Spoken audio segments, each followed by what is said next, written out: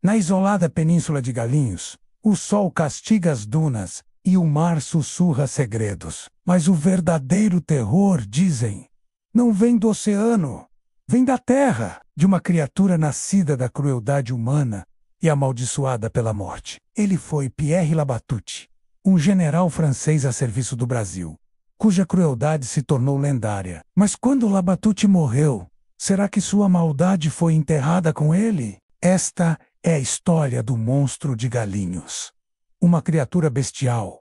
Um pesadelo que ainda ronda as noites potiguares. Uma lenda que liga um homem real a uma assombração desumana. Bem-vindos ao Arquivo Enigma. Pierre Labatut não era um herói. Ele era um mercenário de guerra, um estrategista implacável, que lutou pelo Império do Brasil durante a Confederação do Equador, um movimento separatista que abalou o Nordeste no século XIX, mas sua fama de crueldade era notória, mesmo para os padrões brutais da época. Ele não hesitava em usar a violência extrema para esmagar qualquer resistência. O terror era sua tática, um homem cuja reputação de brutalidade o precedia, um nome que se tornou sinônimo de medo e sofrimento no Nordeste. Relatos históricos falam de execuções sumárias e de uma frieza calculista que gelava o sangue de aliados e inimigos. Labatut era a personificação da opressão, um estrangeiro que trouxe dor a uma terra que já sofria. E quando a morte finalmente o alcançou,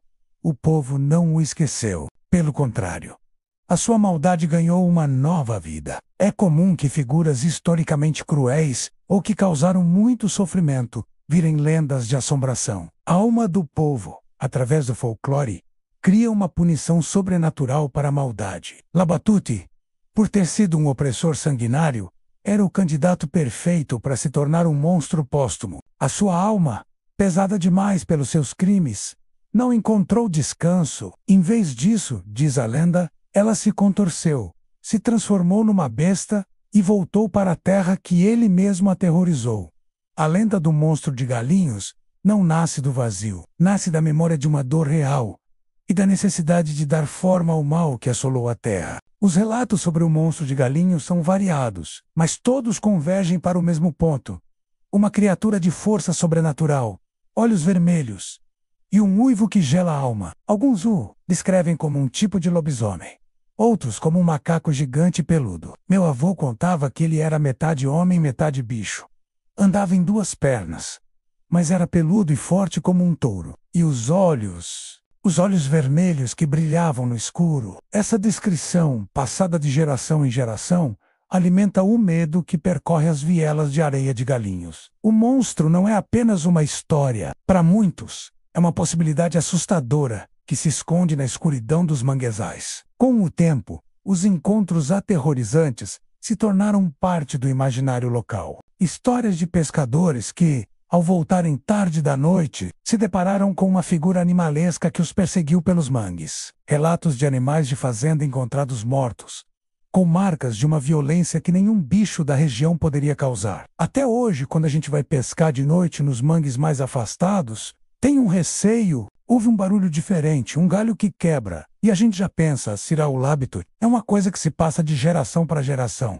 Um respeito pelo desconhecido. Nas noites de lua nova, quando a escuridão engole a paisagem e apenas o som do vento é ouvido, a sombra do monstro de Galinhos ainda inspira pânico. Um lembrete de que nem tudo que morre encontra seu fim, mas onde a história real termina e a lenda começa, em Galinhos, a conexão entre o passado e o mito é palpável. Onde a história real da violência de Labatut termina, a lenda do monstro começa. Viemos até aqui a esta península isolada para explorar os locais onde a lenda é mais forte. Os manguezais escuros, as dunas silenciosas. Fomos atrás de respostas em uma terra onde o mito e a realidade se confundem. Caminhando por estas paisagens à noite, com o vento assobiando como um lamento, é fácil entender como o medo pode criar raízes tão profundas. Lendas como a do Labatut servem para várias funções sociais. Elas reforçam o medo do outro,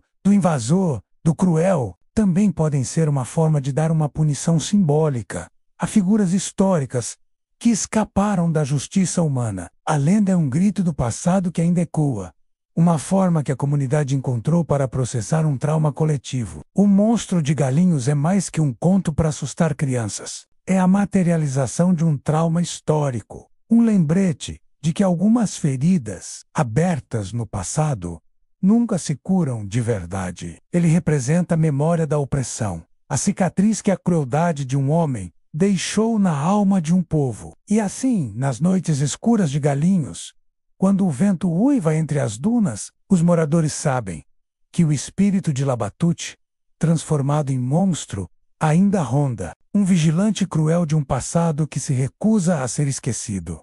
Obrigado por viajar conosco até os confins desta lenda. Se você gostou de desvendar este mistério, não se esqueça de deixar o seu like, se inscrever no canal Arquivo Enigma e ativar o sininho para não perder nossas próximas investigações. Até a próxima!